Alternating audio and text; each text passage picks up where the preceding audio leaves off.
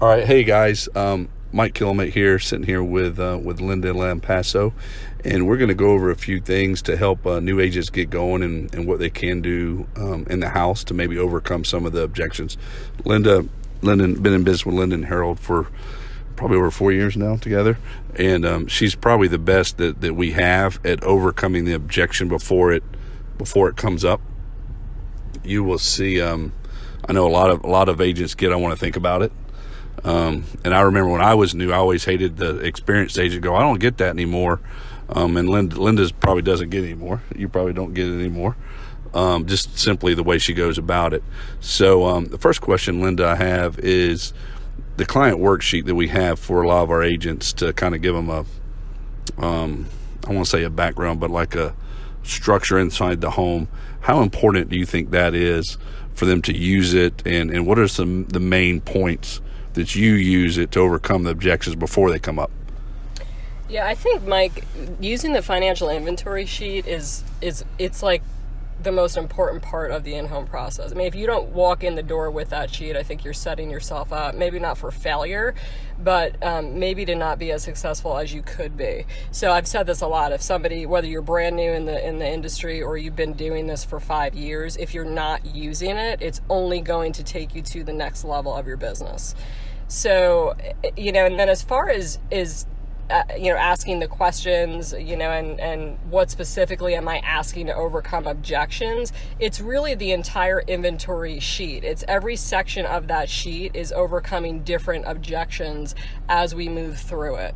So without having it in front of me, to go through it that way, but it's really essential. And I would really encourage anybody who's not using it, even if it's not that particular sheet, to start using it and kind of track and see how does your close ratio improve. Yeah, that's the big thing with it, and I love listening to Linda train on it, is it provides structure, I think, for the new agent. And then once you learn how to use it, then it you learn how to ask the questions on it that helps overcome the objections. Now, you overcome them on accident just by using the worksheet, right? Yeah, exactly. You don't ever get them. You don't get the objection because of how you're handling each section. Yeah, exactly. So another question I have, how long are you in the house normally? How long do you normally take? 30 to 45 minutes. Okay. Maybe an hour if there's a couple and we're writing both couples up. Mm-hmm. Okay.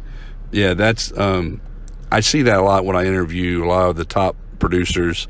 And I know I used to be in the house hour and a half, 2 hours when I first started, because we didn't have the structure that we have now in place. And as you go through the worksheet and the structure it provides, it keeps you in there 30 to 45 minutes so you can see more people throughout the day. Cause I remember when I first started, I was like, how do they see 5 people a day? Like, I was like, I can see like 3 because I was in the house forever. But the client worksheet helped me get more to business faster. Speaking of that, so with the worksheet, how do you small talk at all, or do you go straight to the worksheet? I do maybe about 5 minutes of small talk. Where I'll just find kind of a common thread, or maybe we're talking about, just how was their day, what do they do for work, really quick, and then within about 5 minutes, I'm transitioning, I take the lead sheet out, and that's kind of my notice to them that it's time to get down to business, and I show them the lead sheet, and then, I'll do my spiel there, and then I get into the financial inventory. Perfect. And then when you say 5 minutes, are you just trying to find common ground with them and getting them to smile? Kind of before you go to that, is that what do you look for to go to work? Because I know a lot of new agents they will hit where they need to go to work. The client will be smiling and laughing with them, but they'll continue to talk because they're uncomfortable about getting the lead sheet out and talking about what we need to talk about. And then it goes down. Now they have to get them smiling again, So how do you, what signs, just physical signs, because a lot of it's not vocal, a lot of it's body language. So what do you look for? It's true. Yeah. So for me, I'm kind of controlling it because a lot of times I'm asking the questions to try to engage them, and I am looking for some kind of a common thread, that we can connect with, or some ways, they've got to like me, right? So a smile's great, but they've got to, it's like I become almost a chameleon with them, where they've got to really feel like I'm different than the other 4 people that they might have already spoken to. Yeah. So I'm looking to convey that and kind of set myself apart there just with a couple of questions that I ask them. And then for me, the cue is when you're talking to somebody and there starts to kind of be that lull where it's like you're really grasping for the next topic to talk about, that's when you're going to transition. Okay. And I usually transition before then, so I maintain control over that, and I'll take us off on a higher note, so we're laughing about something, or we're having something in common that we talked about, or they're telling me about the work thing, and then I'm like, oh great, and I know you don't want to be here all night, you've had a rough day, let's go ahead and get into this. Yeah. And then how many times when you get done do they thank you? Oh, I thought you were gonna be here for 2 hours. I've had a lot of that. In fact, I had one lady, she was like, oh my gosh, we're done? Yeah. She's like, the last lady was here for 2.5 hours, and she wrote her a living promise, and then I got it replacing it with something else, but it's that, I remember I had a guy look at me and goes, so we're done?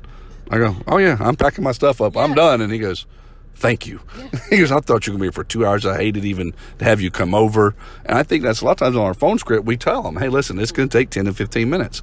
Because if you do everything right, it could take 15. You could be in and out. And because they don't want you there all day, right? They do not want you there. It's uncomfortable for them as well. And I think that's where, newer people do make a mistake there, and they become like the best friend, and then they're sitting in there for 2 hours, and the person, they don't know how to get you out of the house, and so you lose your posture. And how hard is it to sell to friends?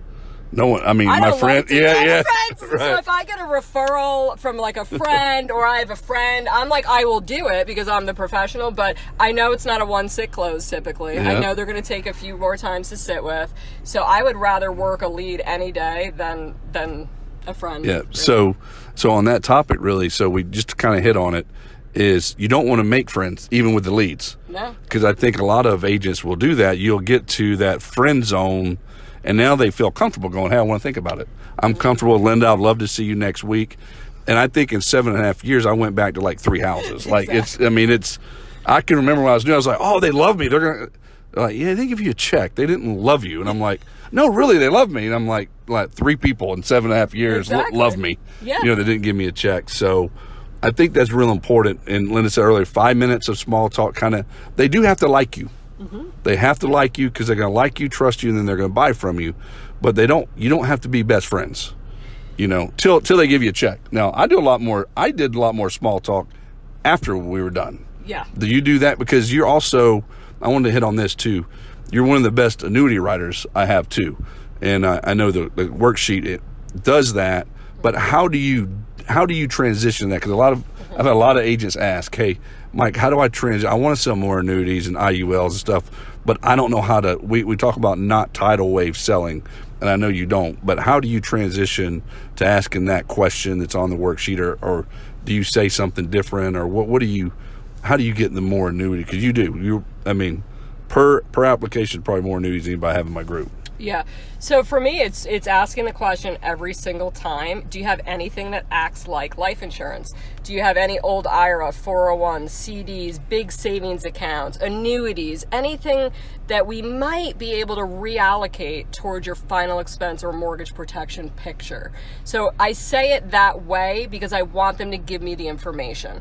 And I'll say, a lot of times what we can do is if you have existing funds, we can offer you a bonus with some of the products that we have that'll instantly bump your legacy so that maybe we don't have to have as high of a premium in mortgage protection or final expense. And then they're glad to give me the information. Now, I don't do that to not sell the life portfolio, but where that comes in for me a lot is when I'm dealing with somebody who's older, who doesn't want to pay $300 a month for $15,000 of coverage, and they can get the bonus, and then that's free. That's basically free money for them. And I'm talking about the PE Plus with Athene. So for me, it's spinning it that way. So you almost teach them how to insure themselves. Yeah. It's self-insured. And I know I've talked to Galen. Galen probably got it from you, I'm sure. But he self-insures a lot of seniors because they do have the money sitting there, and they don't know what to do with it. Right. And like you said, that makes more sense for them to get, if they have $200,000, get a 10% bonus or 8% or 12%, whatever plan you write them, get that, and be self-insured on that. Right, and then they're protecting their hard-earned retirement nest egg as well, and it's going to grow for them. So it's really it's just that win-win-win-win, like the return of premium. Oh, it's definitely win. I'll tell a little story real fast. My father-in-law, he had an annuity with Athene, Steph's dad, and he had an annuity somewhere else. I won't mention the company, but when he passed away this last fall, we put $100,000 in both. Well, with Athene, he still had $101,000. With the other company, he had $84,000. Wow. So, and it was just a thing where different fees hit into it and stuff like that. So that's one thing that I share with a lot of people, because I want them to know that's a story that you can help. And I know you sold so many annuities, you have those stories, those happy clients that call you and stuff. What on the hiring side, I know Harold does most of the hiring. But I know you're very active with your agents, and you guys have a good start going with. We got the guys here in Dallas and at home. What how do you handle a new agent when they do call and ask for help? Do you go straight back to the worksheet with them, or do you talk them through, like let me see how to word it. So an agent calls and goes, I'm stuck. They don't want to buy. I don't know what else to ask them. Mm-hmm. How would you help that agent? The first question we'll ask them, and this is Harold most of the time doing this, is what's their why? And most of them don't have that answer because they didn't do the inventory sheet, or they didn't dig deep enough into the why. So that's what we'll ask first. Yeah, so they don't even know why they're there. No. that's most that's about spot on. That's and guys, I tell you, if you don't know why you're there, now here's the thing. We know why we're there. We're there to sell them insurance. But what Linda's talking about, when you got to ask them why they need the insurance. What's the point? What's the need? What's the thing for them to send the lead back, either through Facebook, through mail, or whatever? It's very important to find out that, because also if you do mess up somewhere on the worksheet, and get a think about it. If you don't have that need or why to go back to, you're stuck. Right. You have to take that, okay, you want to think about it. There's nothing you can do unless you have discussed the need, and you're like, well, hold on, Susan, I don't, like, that's what I would be like.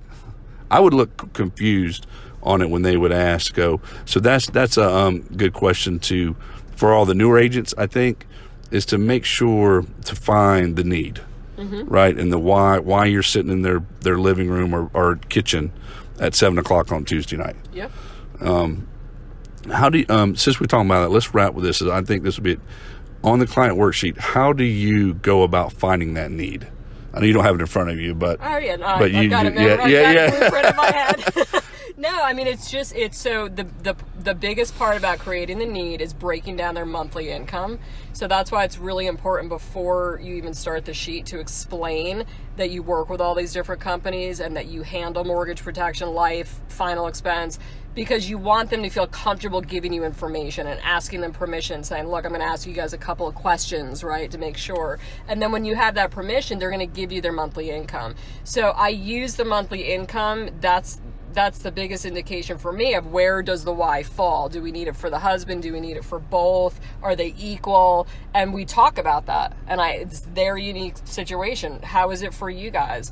Maybe the wife doesn't make any money and they're on a tighter budget. And today we really just have to focus on getting the husband covered. So it's just asking those questions, not being afraid to engage, the other person if the other person is quiet and not, talking or not giving information. Being bold, asking the deeper questions, and then ultimately, how is this going to impact you when he's not here? Let's look at that and paint that picture. Yeah, I think that's the important part, painting the picture of it. And I think I was thinking while you were talking, and I think what that also overcomes two objections. Overcomes I can't afford it either, because you talk about their finances and stuff like that. And I think that, so it overcomes, I want to think about it, and also overcomes, I can't afford it, or it's too expensive, and a lot of times they can't afford not to have it. Exactly. Yeah. I mean, that's the thing I think we need to think about, is like when they say I can't afford it, it's like you can't afford not to have it. I was just talking about my father-in-law, it's like, we spent almost $40,000 just going through stuff just to keep his house moving so we could sell it. And when we sold it, we made 60 or 70,000 on it.